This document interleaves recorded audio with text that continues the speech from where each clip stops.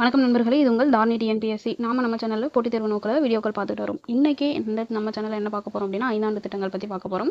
So ஐந்தாண்டு திட்டங்கள் எப்போ கொண்டுட்டு வந்தாங்க, எப்போலேருந்து எப்போ வரைக்கும் நடைமுறையில் இருந்தது, எத்தனை ஐந்தாண்டு திட்டங்கள் இது வரைக்கும் போடப்பட்டிருக்கு, ஸோ ஒரு ஐந்தாண்டு திட்டத்தையும் யார் கொண்டு வந்திருப்பா, அந்த ஐந்தாண்டு திட்டங்களில் என்னென்னலாம் செஞ்சுருக்காங்க, எதெல்லாம் வெற்றி பெற்றுச்சு, எந்த ஐந்தாண்டு திட்டங்கள்லாம் தோல்வி அடைஞ்சிச்சு, ஸோ அப்படிங்கிறத பற்றியோ ஐந்தாண்டு திட்டங்கள் பற்றிய ஒரு முழுமையான தகவல் தான் இன்றைக்கி நம்ம இந்த வீடியோவில் பார்க்க போகிறோம். ஸோ ஐந்தாண்டு திட்டங்கள் அப்படின்னு பார்க்கும்போது எல்லா எக்ஸாம்லையுமே கேள்விகள் இடம்பெறக்கூடிய ஒரு பார்ட்டாக இருக்குது. ஓகேவா? ஸோ இதே மாதிரியான இம்பார்ட்டண்டான வீடியோவுக்கு மறக்காமல் நம்மளுடைய சேனலை சப்ஸ்கிரைப் பண்ணிக்கோங்க. வாங்க வீடியோக்குள்ளே போகலாம்.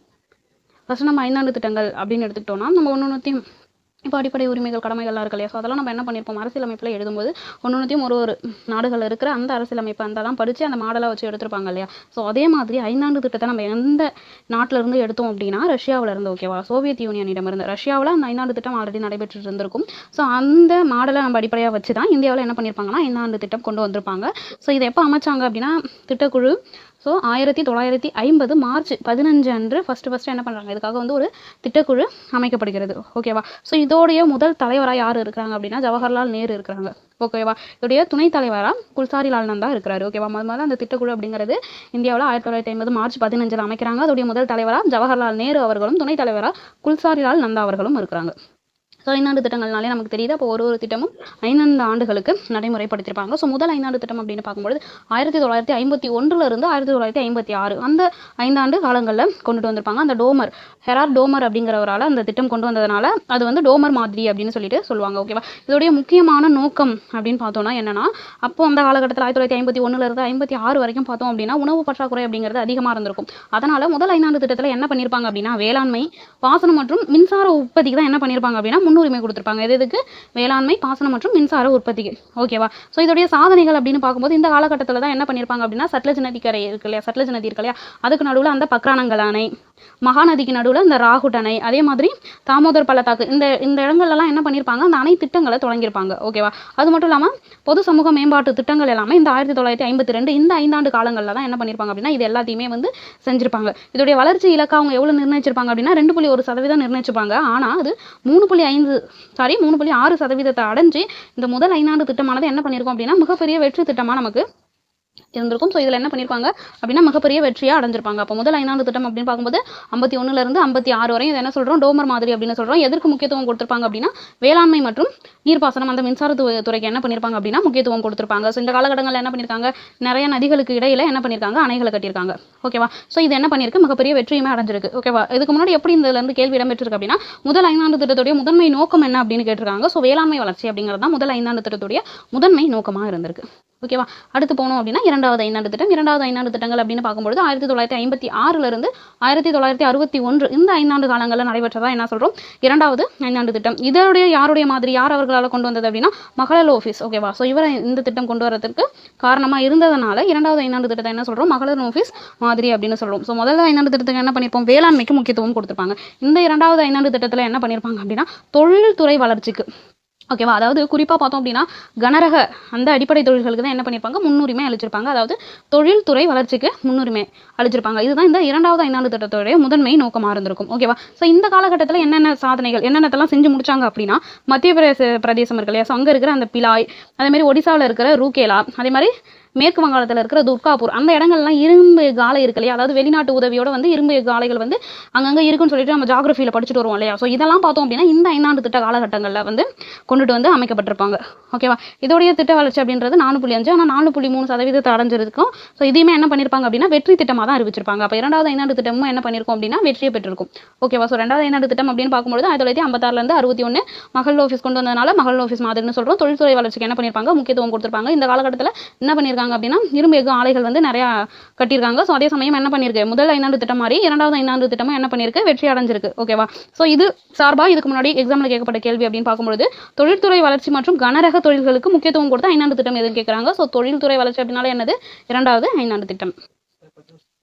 அடுத்து 3வது 5ஆண்டு திட்டம் அப்படின்னு பார்க்குறோம். ஸோ 3வது 5ஆண்டு திட்டம் அப்படின்னு பார்க்கும்போது 1961 66 வரைக்கும் பார்த்தோம் அப்படின்னா 3வது 5ஆண்டு திட்டம். இதை பார்த்தோம் அப்படின்னா காட்கில் அப்படிங்கிறவர் கொண்டு வந்ததுனால இதை என்ன சொல்லியிருப்பாங்க அப்படின்னா காட்கில் திட்டம் அல்லது காட்கில் மாதிரி அப்படின்னு சொல்லியிருப்பாங்க. ஓகேவா? ஸோ இதோடைய முதன்மையான நோக்கம் என்னது, சுதந்திரமான பொருளாதாரம் மற்றும் சுயசார்பு நிலையை அடையணும். அதாவது என்னன்னா உணவு தானிய உற்பத்தியை நம்ம தற்சார்பு அடையணும் அப்படிங்கிறது தான் இதோடைய ஒரு முதன்மையான நோக்கமாக இருந்திருக்கு. ஆனால் இந்த திட்ட காலகட்டத்தில் என்ன ஆயிருக்கும் அப்படின்னா 1962 சீனா இந்தியாவுக்கு இடையில போர் நடைபெற்றிருக்கும். அதே மாதிரி 1965 என்ன ஆயிருக்கும், இந்தியா மற்றும் பாகிஸ்தானுக்கு இடையில போர் நடந்திருக்கும். அது மட்டும் இல்லாமல் 1965 66 காலகட்டங்களில் கடுமையான வறட்சி நிலவிருக்கும். ஸோ இதனால் என்ன பண்ணியிருப்பாங்க அப்படின்னா இந்த திட்டத்தை வந்து ஒழுங்காக நடைமுறைப்படுத்த முடிஞ்சிருக்காது. இதுக்கு இலக்கு என்ன வச்சிருக்காங்க, 5 அப்படின்னு வச்சிருக்காங்க. ஆனால் இது வெறும் 2.8% வளர்ச்சியை தான் அடைஞ்சிருக்கும்.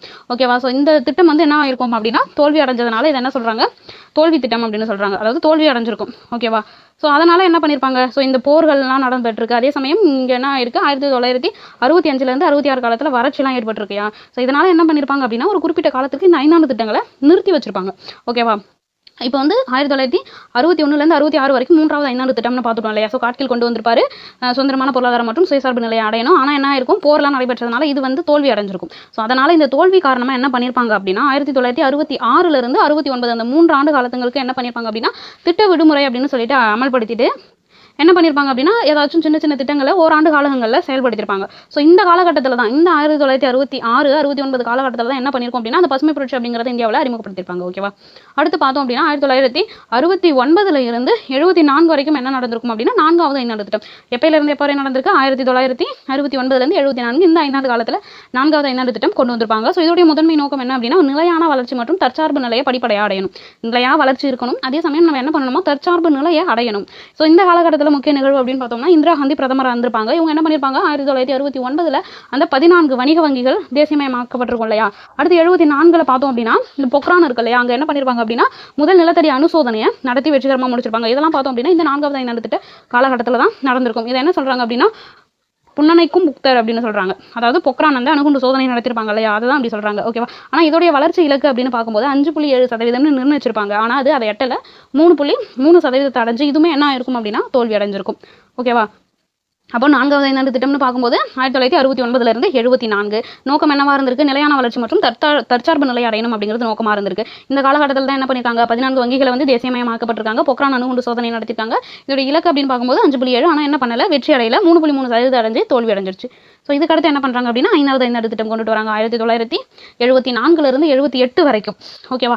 இதை பார்த்தோம் அப்படின்னா டிபி தார் அப்படிங்கிறவர் கொண்டுட்டு வராரு. அப்போ இது டிபி தார் மாதிரி அப்படிங்கிறது 5வது 5 ஆண்டு திட்டம். ஓகேவா. இதோடைய முக்கிய நோக்கமாக என்ன இருக்குன்னா வறுமை ஒழிப்பு மற்றும் தற்சார்பு நிலையை அடையணும். ஓகேவா. வறுமை ஒழிப்பு மற்றும் தற்சார்பு நிலையை அடையணும் அப்படிங்கிறது இதோடைய முக்கிய முழக்கம். இத்திட்டத்தின் போது தான் இந்திரா காந்தி என்ன பண்றாங்க அப்படின்னா வறுமையே வெளியேறு அப்படிங்கிற முழக்கத்தை கொண்டு வராங்க. எந்த முழக்கம் கொண்டு வராங்க, வறுமையே வெளியேறு. ஓகேவா. இது என்ன பண்ணுது அப்படின்னா ஒரு வரலாற்று சிறப்புமிக்க முழக்கமாக முன்வைக்கப்படுது. 20 அம்ச திட்டம் அப்படிங்கிறது இந்திரா காந்தி கொண்டு வந்திருப்பாங்க. எப்போ அப்படின்னா 1975. ஸோ அதுவுமே பார்த்தோம் அப்படின்னா இந்த 5வது 5 ஆண்டு திட்ட காலகட்டத்தில் தான் கொண்டுட்டு வராங்க. ஓகேவா. ஸோ இத்திட்டம் வந்து இலக்கை விட அதிக வளர்ச்சி பெற்றது. ஆனால் என்ன ஆகும் அப்படின்னா 1978 மத்தியில் ஆட்சிக்கு வந்த மொராஜி தேசாய் இருக்காங்க இல்லையா, அவங்க என்ன பண்ணிடுவாங்க இந்த திட்ட காலம் அப்படின்னு பார்க்கும்போது நம்ம 74 இருந்து 78 வரைக்கும் போட்டிருக்கோம் இல்லையா. ஆனால் 78 பார்த்தோம் அப்படின்னா எலெக்ஷனில் என்ன ஆகிடும், மொராஜி தேசாய் தலைமையிலான பாரதிய ஜனதா கட்சி வந்து ஆட்சிக்கு வந்துருவாங்க. அதனால என்ன ஆகும் அப்படின்னா ஒரு ஆண்டுக்கு முன்னாடியே இந்த திட்டத்தை 5 ஆண்டுக்கு பதிலாக 4 ஆண்டுகளையே முடிவுக்கு கொண்டு வந்துருவாங்க. இருந்தாலும் என்ன பண்ணியிருக்கோம் அப்படின்னா இந்த திட்டமானது வெற்றி அடைஞ்சிருக்கும். இவங்க இலக்கு பார்த்தோம் அப்படின்னா 4.4 அப்படிங்கிறத தான் நிர்ணயிச்சிருப்பாங்க. ஆனால் இது 4.8% அடைஞ்சு இந்த திட்டம் என்ன பண்ணிருக்கும் அப்படின்னா வெற்றி பெற்றிருக்கும். ஓகேவா. ஸோ இப்போ 5வது 5 ஆண்டு திட்டம்னு பார்க்கும்போது 1974 இருந்து 78 வரைக்கும் இதை யார் கொண்டு வந்திருப்பா அப்படின்னா தார் அவர்களுடைய மாதிரியை அடிப்படையாக கொண்டு வந்திருப்பாங்க. நோக்கம் பார்க்கும்போது வறுமை ஒழிப்பு மற்றும் தற்சார்பு நிலை. இந்த காலகட்டத்தில் தான் என்ன பண்ணியிருப்பாங்க இந்திரா காந்தி அந்த முழக்கம் வறுமையே வெளியேறு, அது மட்டும் இல்லாமல் 20 அம்ச திட்டத்தை கொண்டு வந்திருப்பாங்க. ஓகேவா. ஸோ இவங்க என்ன பண்ணியிருக்கும், ஆட்சி மாறி இருக்கும். மொராஜி தேசாய் தலைமையிலான பாரதிய ஜனதா கட்சி வந்ததுனால என்ன பண்ணியிருப்பாங்க அப்படின்னா ஒரு ஆண்டுக்கு முன்னாடியே 4 ஆண்டுகளே என்ன பண்ணியிருப்பாங்க அப்படின்னா இதை முடிச்சிருப்பாங்க. 4 ஆண்டுலேயே முடிச்சாலும் என்ன ஆயிருக்கும் இந்த திட்டம் வந்து வெற்றி பெற்றிருக்கும். ஓகேவா. ஸோ ஒரு ஆண்டுகளுக்கு முன்னாடியே முடிச்சதுனால என்ன பண்ணியிருப்பாங்க அப்படின்னா சுழல் திட்டம் அப்படிங்கிற ஒன்று கொண்டு வந்திருப்பாங்க. ஸோ இது சம்மந்தமாக பாருங்க எக்ஸாமில் கேட்டிருக்காங்க. வறுமை ஒழிப்பு மற்றும் 4 ஆண்டுகளிலே முடிக்கப்பட்ட 5 ஆண்டு திட்டம் எது, 5ஆம் 5 ஆண்டு திட்டம். ஓகேவா. அடுத்து இது என்ன பண்ணுறாங்க ஒரு ஆண்டுகளுக்கு முன்னாடியே முடிச்சிட்டதுனால என்ன பண்ணுறாங்க அப்படின்னா இந்த 78 அந்த 80 காலகட்டங்களில் 78 80 காலகட்டங்களில் சுழல் திட்டம் அப்படிங்கிற ஒன்று கொண்டு வராங்க. என்ன திட்டம், சுழல் திட்டம்.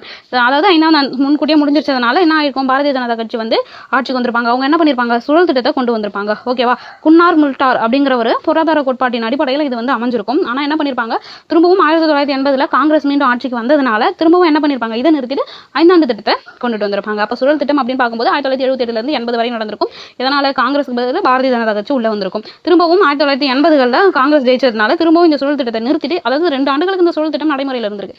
திரும்பவும் அவங்க என்ன பண்ணிருப்பாங்க, 1980களுக்கு மேலே ஐந்தாண்டு திட்டத்தை கொண்டு வந்திருப்பாங்க. ஓகேவா. நெக்ஸ்ட் பார்க்குறோம் 6ஆம் ஐந்தாண்டு திட்டம் அப்படின்னு பார்க்குறோம். 6வது ஐந்தாண்டு திட்டம்னு பார்க்கும்போது 1980 இருந்து 1985 வரையும் பார்க்கும்போது 6வது ஐந்தாண்டு திட்டம்.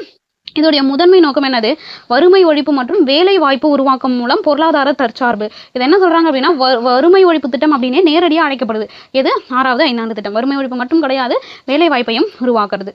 இது இந்த காலகட்டத்தில் நடைபெற்ற முக்கிய நிகழ்வு அப்படின்னு பார்க்கும்போது, விவசாயம் மற்றும் கிராமப்புற வளர்ச்சியை தேசிய வங்கி, அதாவது விவசாயம் மற்றும் கிராமப்புற வளர்ச்சிக்கான தேசிய வங்கி அப்படின்னு சொல்லிட்டு நபார்டு சொல்றோம் இல்லையா. ஸோ அந்த நபார்டு வந்து இந்த 6வது ஐந்தாண்டு திட்ட காலகட்டத்தில் தான் உருவாக்கியிருக்காங்க.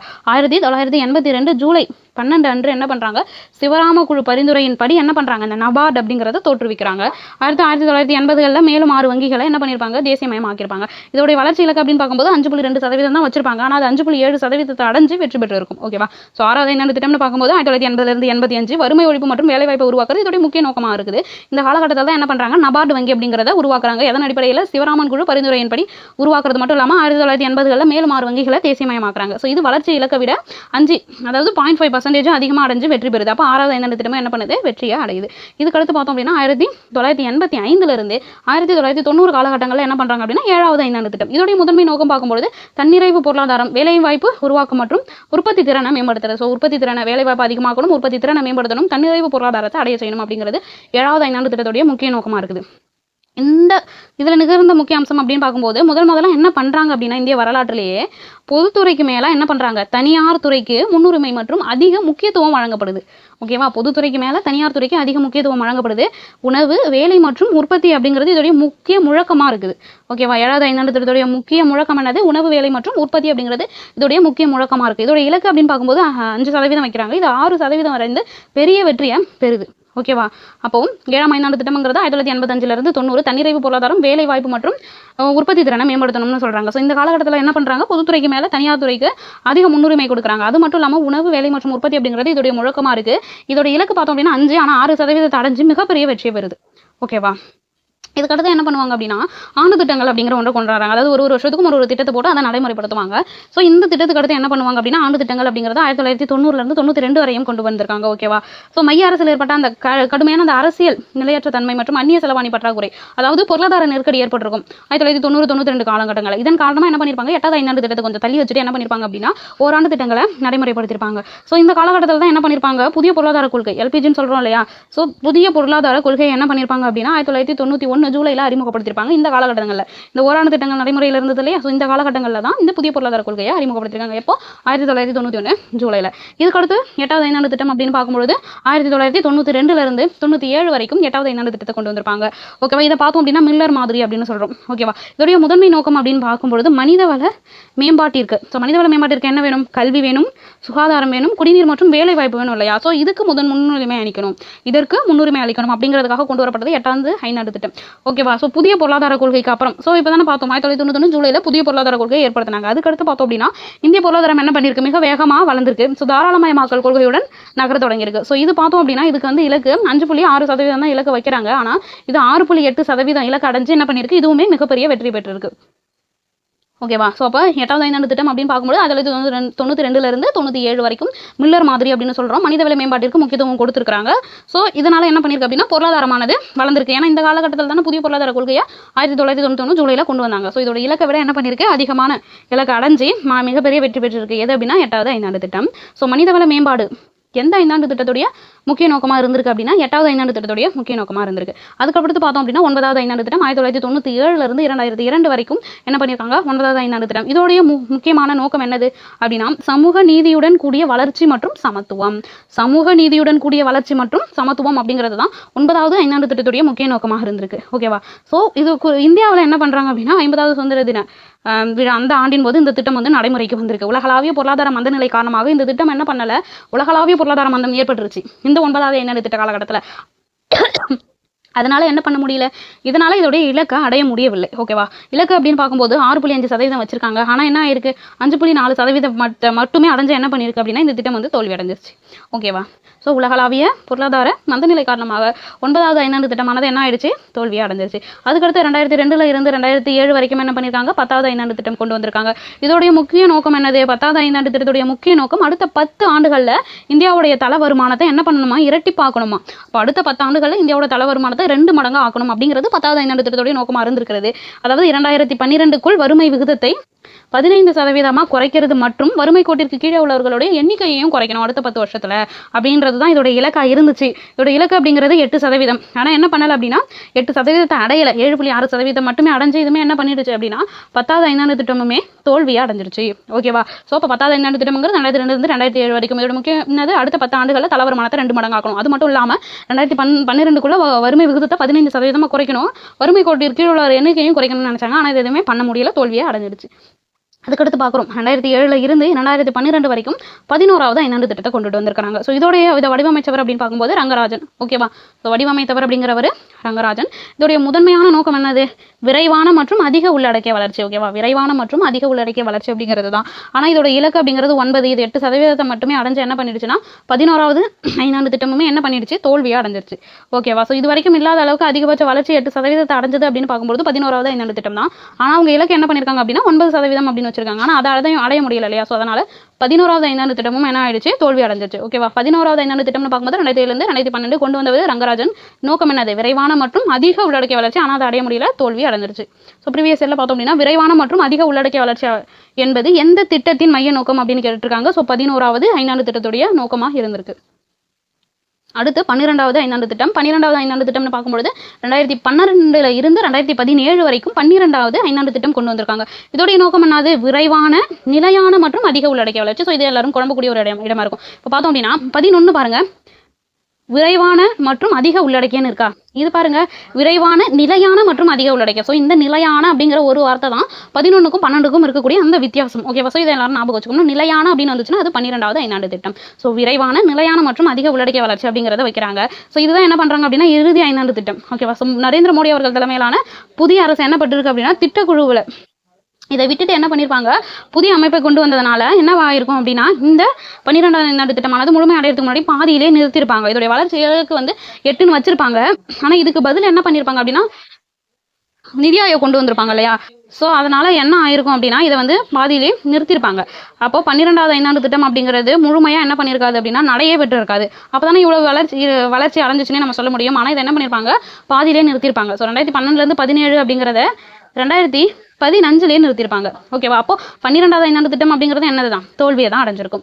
ஓகேவா, ஸோ இதுக்கு பதிலாக என்ன பண்ணியிருப்பாங்க, திட்டக்குழுவோட முடிவு மற்றும் நிதி ஆயோக்குடைய எழுச்சி அப்படின்னு பார்க்குறோம். ஸோ 65 ஆண்டுகள் பழமையான திட்டக்குழுவுக்கு பதிலாக என்ன பண்ணியிருப்பாங்க, ஜனவரி 1 2015 நிதி ஆயோக் அப்படிங்கிற ஒரு புதிய அமைப்பை தோற்றுவித்திருப்பாங்க. ஸோ பாரத பிரதமர் ஓகேவா, இதோட தலைவராக யார் இருப்பாங்க அப்படின்னா பிரதமர் அவர்கள் இருக்கிறாங்க. இது மத்திய மற்றும் மாநில அரசுகளின் கொள்கை ரீதியான ஆலோசனை வழங்கும் ஒரு அறிவுசார் மையம்.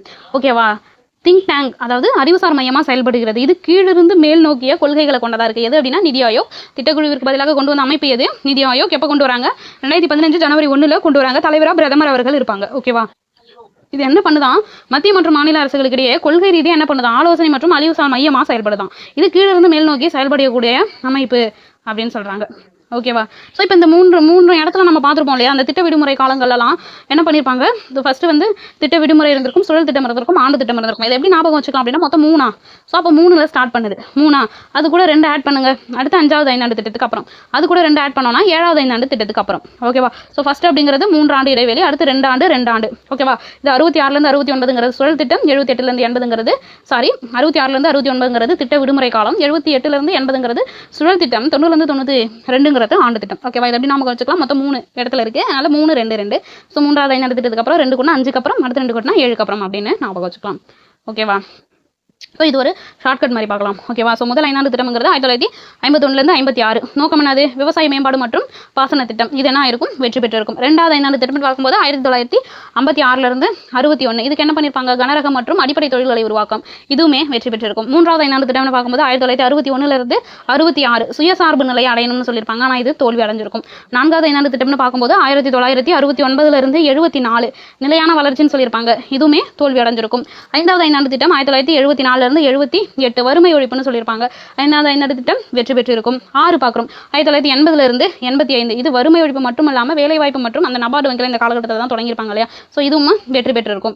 7வது 5 ஆண்டு திட்டம்னு பார்க்கும்பொழுது 1985 90 தனியார் துறைக்கு முன்னுரிமை மற்றும் உணவு வேலை உற்பத்தி. ஓகேவா? இதுவுமே என்ன பண்ணியிருக்கும்? வெற்றி பெற்றிருக்கும். 8வது 5 ஆண்டு திட்டம்னு பார்க்கும்போது 1992 97 மனிதவள மேம்பாடு. ஸோ அவங்களுக்கு தேவையானதெல்லாம் கொண்டு வரணும்னு சொல்லியிருப்பாங்க. ஸோ இதுவுமே வெற்றி பெற்றிருக்கும். 9வது 5 ஆண்டு திட்டம்னு பார்க்கும்போது 1997 2002 சமூக நீதியுடன் கூடிய சமமான வளர்ச்சி மற்றும் சமத்துவம்னு சொல்லியிருப்பாங்க. இது தோல்வியை அடைஞ்சிருக்கும். 10வது 5 ஆண்டு திட்டம்னு பார்க்கும்போது 2002 2007 வரைக்கும் அடுத்த 10 ஆண்டுகளில் தல வருமானத்தை என்ன பண்ணிருக்கணும்னு சொல்லியிருப்பாங்க? ரெட்டிப்பாக்கணும் அப்படின்னு சொல்லியிருப்பாங்க. ஆனால் இது என்ன பண்ணியிருக்கும் அப்படின்னா 10வது 5 ஆண்டு திட்டமும் தோல்வி தான் அடைஞ்சிருக்கும். ஓகேவா? இதில் தவறாக இருக்குது. 10வது 5 ஆண்டு திட்டமும் தோல்வியை அடைஞ்சிருக்கும். 11வது 5 ஆண்டு திட்டம்னு பார்க்கும்போது 2007 2012 விரைவான மற்றும் அதிக உள்ளடக்கிய வளர்ச்சின்னு சொல்லியிருப்பாங்க. இதுவுமே என்ன பண்ணியிருக்கும்? 11வது 5 ஆண்டு திட்டமும் தோல்வியை அடைஞ்சிருக்கும். 12வது 5 ஆண்டு திட்டம்னு பார்க்கும்போது 2012 2017 விரைவான. இதுக்கு 11க்கு 12க்கு என்ன வித்தியாசம் பார்த்தோம்? இந்த நிலையான அப்படிங்கிறது வித்தியாசம். ஓகேவா? விரைவான நிலையான மற்றும் அதிக உள்ளடக்கிய வளர்ச்சின்னு சொல்லியிருப்பாங்க. இது என்னவே பெற்றிருக்காரு? முதுமை பெற்றிருக்காது. அதுக்கு முன்னாடி நிறுத்தியிருப்பாங்க. ஸோ அதுக்கு முன்னாடி நிறுத்தினதுனால என்ன சொல்லலாம்? 12வது 5 ஆண்டு திட்டமுமே தோல்வியை தான் பெற்றிருக்கும். ஓகேவா? ஸோ இந்த வீடியோ கண்டிப்பாக உங்களுக்கு யூஸ்ஃபுல்லாக இருக்கும் அப்படின்றத நான் நம்புறேன். ஸோ இந்த வீடியோ எல்லாரும் பாருங்கள். ஸோ உங்களுக்கு கண்டிப்பாகவே பயனுள்ளதாக இருக்கும். ஸோ இதே மாதிரியான இம்பார்ட்டன்டான வீடியோஸ்க்கு மறக்காம நம்மளுடைய சேனலை சப்ஸ்கிரைப் பண்ணிக்கோங்க, லைக் பண்ணுங்கள், ஷேர் பண்ணுங்கள், கமெண்ட் பண்ணுங்கள். இதே மாதிரி இன்னொரு முக்கியமான வீடியோவில் உங்களை சந்திக்கிறேன். நன்றி.